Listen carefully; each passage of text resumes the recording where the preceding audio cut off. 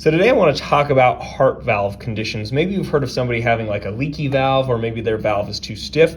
And so let's go over some of these general conditions here. But first, let's open up this pulmonary trunk to show you what valves are supposed to do. So this pulmonary trunk, you can see one of the four heart valves here with these little semi-lunar pieces of tissue here.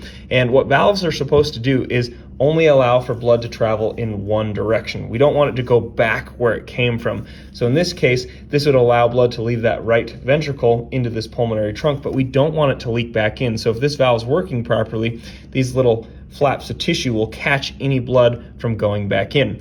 Now there's two general conditions that you think about with heart conditions. Either the valve's leaky, which we call regurgitation, or it's too narrow or too stiff, which we call stenosis.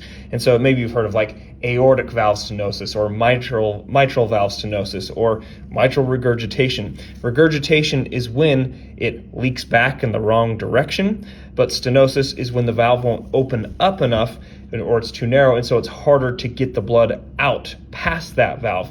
Either one of those will cause the heart to have to work harder. If it's leaking back, that means the heart has to pump the blood some of the blood that it already pumped, and so it's just constantly kind of congesting or building up back downstream. Or if it won't open up enough, the heart has to contract and pump more forcefully in order to pump through a narrow valve.